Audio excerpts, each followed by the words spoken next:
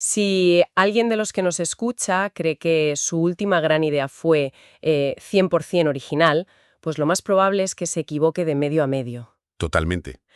Hoy vamos a meternos de lleno a desmontar una de las mentiras más grandes y, a ver, francamente más paralizantes que nos han contado sobre cómo funciona la mente humana. Sí, porque tiene tela. Mucha tela. Pensemos en esa imagen que la cultura pop nos ha vendido siempre sobre la creatividad. Es que es siempre la misma, el genio solitario. Ah, claro, el mito del artista atormentado. Exacto. Aislado en una guardilla o en un estudio inmaculado, mirando fijamente un lienzo en blanco o la pantalla vacía, hasta que de repente, ¡pum!, le cae un rayo de inspiración divina. Como si fuera magia. Justo. Se nos exige que para que algo tenga valor real, tiene que surgir de la nada absoluta. Y fíjate que esa es una narrativa que hace muchísimo daño porque impone una presión que es, bueno, insoportable. Ya, es que te bloquea de buenas a primeras. Claro. Alimenta esta visión tan binaria y elitista donde o naces tocado por una varita mágica que te da originalidad pura, o eres un fraude que ni siquiera merece intentarlo. Tal cual. Nos aferramos a esa figura del creador aislado porque en el fondo alimenta el ego de quien crea y a los demás nos exime de intentar comprender la mecánica real del proceso. Porque si parece magia, pues la magia no se puede estudiar. O sea, te quitas la responsabilidad.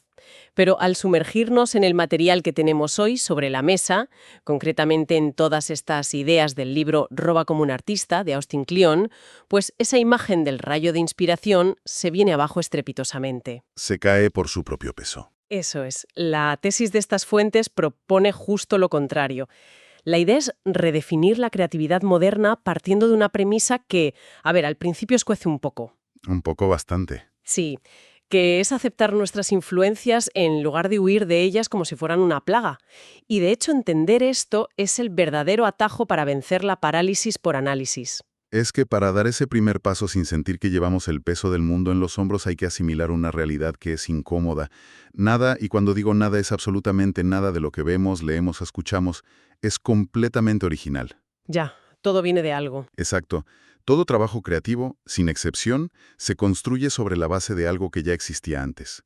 El autor aquí menciona a Jonathan Lethem, un escritor que tiene una visión muy afilada sobre esto. Ajá. Lethem dice que cuando la gente califica una obra de original, pues 9 de cada 10 veces lo único que pasa es que desconocen por completo las referencias de ese autor. Ostras, es verdad. Aunque fíjate que esto, así de primeras, puede sonar súper deprimente para quien nos escuche. Claro, parece que te quita mérito. Sí, si ya está todo inventado, si hasta en el Eclesiastés se dice eso de que no hay nada nuevo bajo el sol, pues parece que nos quitan la motivación. Ya, te entiendo. El escritor Andrés Gide decía que todo lo que necesita decirse ya se ha dicho, pero como nadie escuchaba, pues hay que volver a decirlo. Si lo interpretas mal, suena a que estamos condenados a repetir la historia en bucle. Como un día de la marmota creativo. Exacto. Como si no tuviera sentido aportar nada. Pero a ver, esa es la trampa en la que cae mucha gente. La realidad psicológica de este concepto es de hecho profundamente liberadora. ¿Así? Sí, porque si aparcas el ego y te quitas de encima la obligación de generar ideas desde el vacío absoluto, el alivio es inmenso. O sea, ya no hay que inventar el fuego cada vez que te sientas a trabajar. Claro, claro. Esta perspectiva nos permite asumir nuestras influencias y, bueno, trabajar con ellas abiertamente. En lugar de esconder a nuestros referentes por vergüenza, los usamos como materia prima. O sea que nos quitan la presión de ser inventores para darnos un rol que francamente a mí me parece mucho más interesante, el de curadores. Eso es. Somos una especie de DJs de ideas. Y leyendo los textos hay una analogía brutal para visualizar esto, que es la genética. Ah, me encanta esa parte. Sí, pensemos en biología básica. Todos tenemos una madre y un padre. Físicamente somos una amalgama de los dos, que si la estructura ósea de uno, el color de ojos del otro, la predisposición a algo de los abuelos. Sí, un batiburrillo genético. Justo. Pero el resultado, el ser humano completo, es infinitamente mayor y más complejo que la suma de sus partes.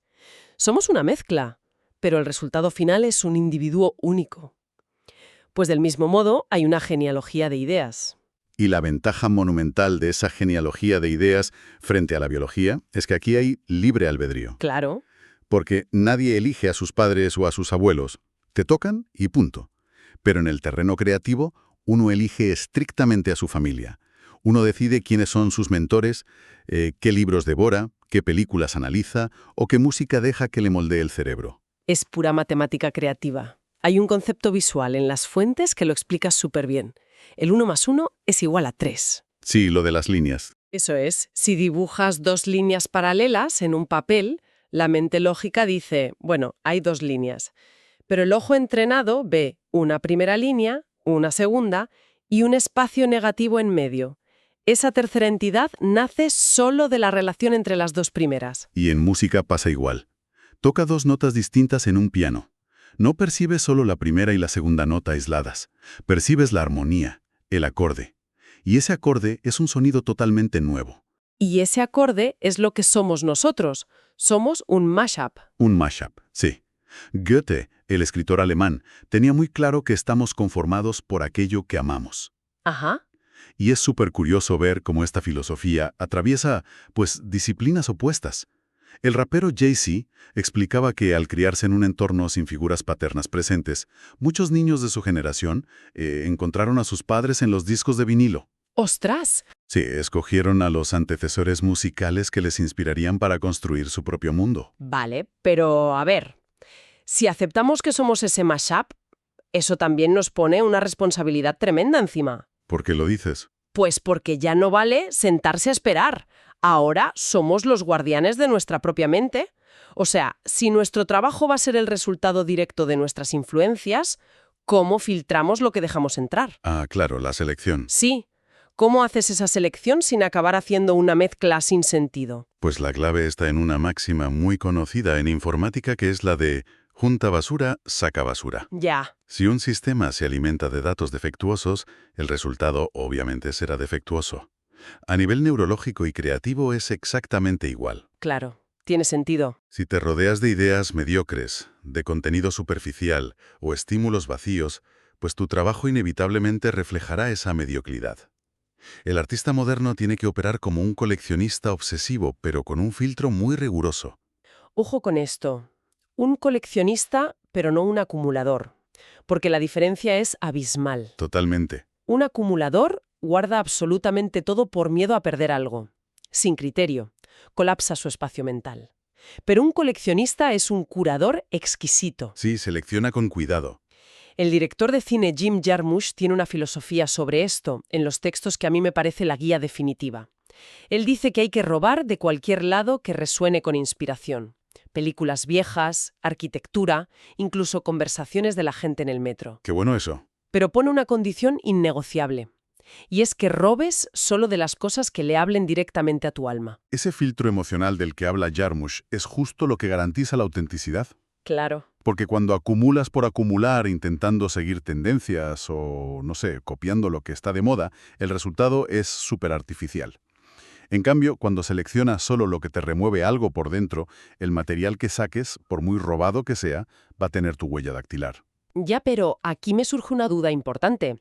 Hay una tensión que seguro que siente cualquiera al enfrentarse a esto. A ver, dime. La palabra robar. Ah, ya. Tiene una connotación pésima. A nivel cultural, moral y académico, nos han grabado a fuego que copiar es un delito. Y con razón, vamos. Claro, con toda la razón. Entonces, ¿dónde trazamos la línea exacta? ¿Cómo sabemos que estamos haciendo un ejercicio sano de inspiración y no cayendo en un plagio descarado? Plantarle tu nombre y llevarte el mérito. Fin. Sí, eso es robar en el mal sentido. Pero cuando hablamos de robar en el contexto de aprender a crear, estamos hablando de hacer ingeniería inversa. Es un proceso analítico. Ingeniería inversa. Claro, es literalmente llevar la obra al taller. Exacto. Es como un mecánico que descubre un motor revolucionario, no coge el coche, le cambia la matrícula y dice que lo ha fabricado él. Eso sería plagio. Lo que hace es sacar el motor, desmontar los cilindros, estudiar los pistones, pieza por pieza. Su objetivo no es robar el coche, es entender la física y la mecánica que hace que ese motor suene así. Esa es la distinción fundamental. Un buen escritor que hace ingeniería inversa no copia la trama de una novela de éxito. Analiza cómo el autor ha estructurado los giros, cómo da la información en los diálogos o por qué usa un narrador y no otro. Claro. Un músico no roba la melodía, destripa la progresión de acordes para entender por qué esa canción da melancolía. Es estudio puro y duro, no es un robo de propiedad intelectual. Y tiene todo el sentido del mundo si lo piensas. Nadie nace con estilo propio. Nadie. Es un mito pensar que un bebé sale de la cuna sabiendo cuál es su estilo pictórico. El aprendizaje humano es imitación desde el minuto uno. Aprendemos a hablar repitiendo los sonidos de nuestros padres. Aprendemos a escribir copiando la letra A 1000 veces en una cartilla. Tal cual. En la música, los grandes virtuosos pasan años dominando escalas que otros inventaron hace siglos, antes de hacer su primera canción. La historia está llena de gigantes que empezaron así. Los Beatles son el ejemplo perfecto de esto. Ah, sí, cuéntalo, porque es genial. Antes de revolucionar la cultura pop y componer esos himnos que conocemos todos, eran, en esencia, una banda de versiones. Tocaban temas de Buddy Holly, de Chuck Berry. O sea, imitaban. Sí, sí. Paul McCartney confesó que al principio solo intentaban emular a sus ídolos, pero la chispa surgió en ese proceso de imitación, cuando intentaban evitar que otras bandas de la ciudad tocaran exactamente su mismo repertorio. Claro, querían diferenciarse. Exacto. Para diferenciarse mecánicamente, empezaron a escribir sus propios temas usando esas mismas estructuras que ya habían asimilado. Dalí lo resumía de una forma muy tajante.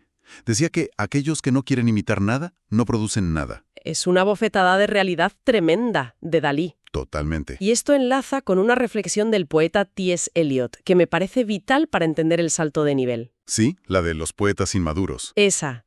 Eliot decía que los poetas inmaduros imitan, pero los poetas maduros roban. ¡Qué gran frase! Es buenísima, y la explicación que da es fascinante.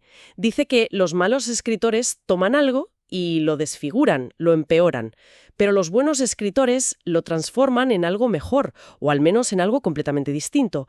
No se quedan en la superficie, roban la esencia y la integran en un sentimiento único. Y ahí es donde está el punto de inflexión. Copiar la mecánica es el campo de entrenamiento indispensable.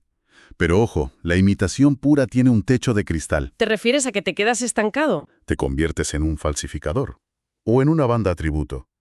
El salto a la madurez ocurre cuando pasamos de la imitación a la emulación. A ver, detengámonos ahí, porque la diferencia entre imitar y emular parece sutil, pero lo cambia absolutamente todo. Es clave. Imitar es intentar que la copia sea idéntica al original. Emular es utilizar las herramientas para lograr algo con tu propia firma. Y aquí es donde la mecánica de todo esto se pone verdaderamente interesante. Sí, la magia del fracaso. Exacto. Las fuentes señalan que el estilo propio no nace de nuestros grandes aciertos técnicos, sino de nuestro gran defecto maravilloso. Me encanta ese concepto. Sí, nuestra gloriosa incapacidad humana para hacer copias perfectas. El fracaso como el motor evolutivo del estilo propio es brillante. Porque por mucho empeño que pongamos, la anatomía y las experiencias vitales de cada persona son únicas. Ya. Nunca vamos a ser una réplica exacta de la persona a la que admiramos. Y es en ese margen de error, en el momento en que fracasamos estrepitosamente al intentar ser una copia perfecta, donde nos vemos obligados a improvisar. ¿A buscarte la vida? Eso es. Esa compensación, ese parche que ponemos para cubrir nuestro propio fracaso, es lo que acaba definiendo nuestra voz. Y esto se ve clarísimo en el mundo del entretenimiento. El caso de la televisión nocturna en Estados Unidos que cita libros de manual. El de Johnny Carson, ¿no? Ese. Johnny Carson empezó intentando ser una copia exacta del comediante Jack Benny. No le salió, porque sus ritmos eran distintos. Y en ese fracaso al intentar replicar a Benny, Carson desarrolló su propio estilo, que luego definió una era entera. Es muy fuerte. Pero es que el ciclo sigue. Luego llegó David Letterman, que idolatraba a Carson y quiso copiarle desesperadamente. Pero Letterman tenía una ironía mucho más punzante. Al fracasar en su imitación, nació el irreverente David Letterman. Y luego vino Conan O'Brien. Justo. Conan O'Brien quiso ser Letterman. Él mismo admite que al intentar emular el cinismo de su ídolo y fallar estrepitosamente, descubrió que su fuerte era la comedia absurda y de reírse de sí mismo. O sea, el fracaso construyó a Conan O'Brien. Tal cual. Y fíjate cómo esto trasciende lo artístico y llega incluso a lo físico. El libro pone el ejemplo de Kobe Bryant en el básquetbol. ¿Ah, sí? Él nunca ocultó que analizaba obsesivamente los vídeos de sus héroes, en especial de Michael Jordan. Robaba sus movimientos, analizaba sus saltos, pero claro, había un problema físico insalvable. Su tipo de cuerpo y sus proporciones no eran las de Jordan. Claro. Volviendo a lo del mecánico, Kobe sacó el motor del coche de Jordan, se lo llevó a su garaje, intentó meterlo en su propio chasis Y vio que las piezas no encajaban. Exactamente. Así que su biomecánica le obligó a adaptar el movimiento. Forjó piezas nuevas para que ese motor funcionara en su cuerpo.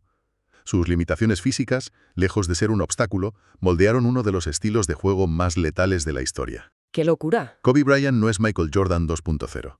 Es una evolución que nace de la incapacidad de replicar perfectamente a su maestro. Pues esto nos lleva a tirar de la manta de otro mito muy arraigado. A cualquiera que intente escribir alguna vez le han dado el mismo consejo aburrido de siempre. Escribe lo que sabes. Uf, sí, típico. Y el libro argumenta que esto es una receta segura para el desastre.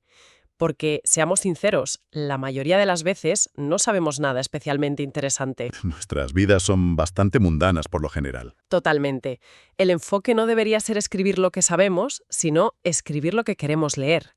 Crear el arte que nos gustaría ver existir en el mundo. Es un cambio de paradigma total. Básicamente plantea que toda la creatividad es, en el fondo, fan fiction. Fanfiction. Sí, piensa en cuando nos apasiona una película o un disco.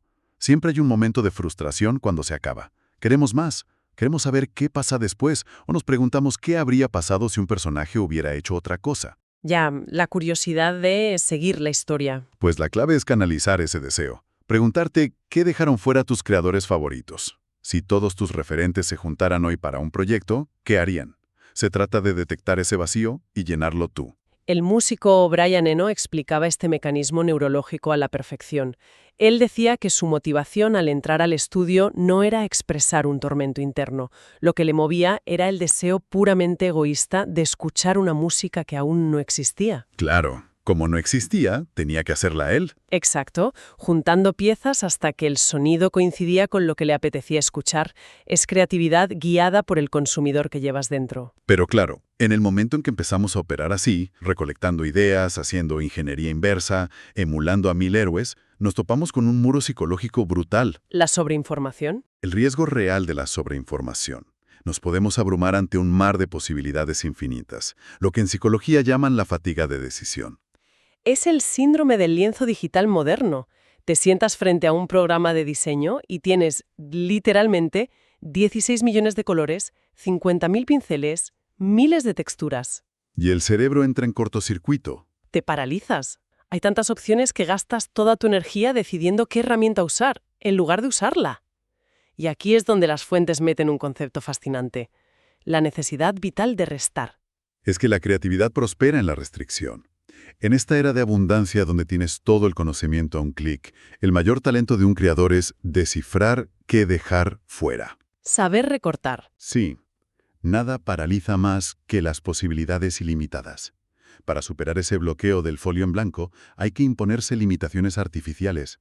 Cuando el cerebro se ve acorralado, se ve obligado a hacer conexiones que no son convencionales. Las limitaciones son el andamiaje de la libertad. Es como ponerte obstáculos a propósito. Decidir pintar un cuadro con un solo color. O intentar componer una canción entera en los 20 minutos que dura tu trayecto en autobús. Al quitar opciones, eliminas la ansiedad. La ciencia cognitiva detrás de esto es muy sólida. Y el ejemplo estrella en la literatura es el caso del Dr. Seuss. Esta historia es buenísima. Sí, sus libros infantiles son clásicos, pero nacieron de restricciones extremas. Su obra maestra, El gato en el sombrero, la escribió con un vocabulario de exactamente 236 palabras diferentes. 236. Parece imposible. Fue un reto autoimpuesto. Al limitar tanto el vocabulario, su cerebro dejó de buscar adjetivos rimbombantes y se concentró a tope en el ritmo, la rima y la historia. Pero lo mejor es que la historia no acaba ahí. El editor del Dr. Seuss vio el éxito brutal de ese libro y decidió llevarlo al límite. ¿Le apostó dinero o no? Le apostó dinero a que no era capaz de escribir un libro entretenido usando solo 50 palabras distintas. 50 palabras. 50. El resultado de ese corse extremo fue Huevos verdes con jamón.